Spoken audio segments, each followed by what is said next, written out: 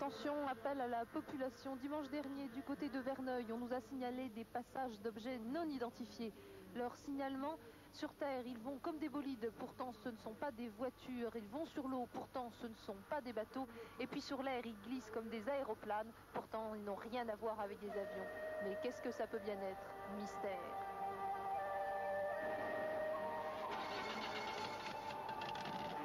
C'est vrai, on les dirait sortis d'un film de Mad Max. Rien ne les arrête, ils vont partout. Et pourtant, quoi de plus simple? Une caisse en bois, un moteur, une grande hélice et une petite jupe. Qui aurait cru qu'avec ça, on arrive un jour à construire un bolide du futur?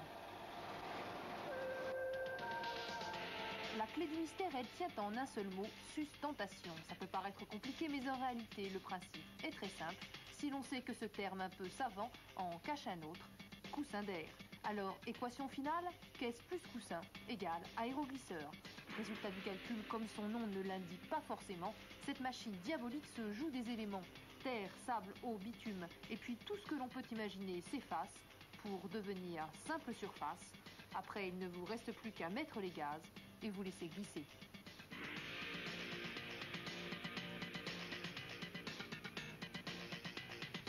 C'est un mélange de tous les autres sports. C'est une sensation exceptionnelle. C'est d'être sans frein. Disons qu'on a beaucoup plus de sensations que sur une moto ou dans une voiture. Sensation, le mot est dit. Sur cet engin-là, tout n'est que sensation.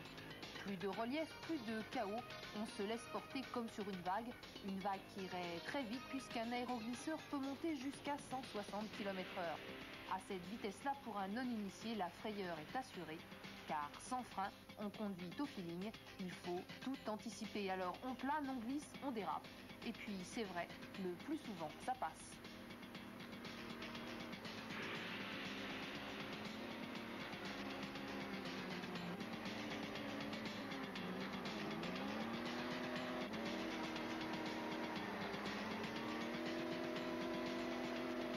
Avant d'arriver à l'aéroglisseur, la plupart des gens, on est des gros bricoleurs. C'est qu'on passe notre temps à bricoler. Et on a touché un peu à tout d'abord. On a fait du scooter, on a du jet ski, on a fait, il y en a qui ont fait l'aviation, il y en a qui ont fait du motocross. Pour un appareil monté comme ça, il faut compter 1000 heures de travail à peu près. C'est beaucoup de week-ends et de temps passé. Mais il faut croire que le résultat en vaut la peine puisqu'ils sont de plus en plus nombreux à s'intéresser à ce sport d'un nouveau genre. Reconnu aujourd'hui à part entière par la Fédération de motonautisme, les fêlés de l'aéroglisseur s'organisent.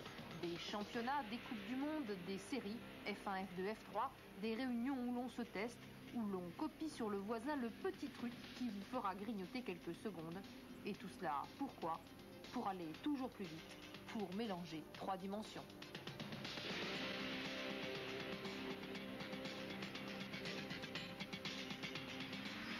C'est la liberté, je veux dire, de la terre à la flotte, il ne se passe rien, c'est une sensation d'espace, on n'est pas limité, c'est difficilement explicable.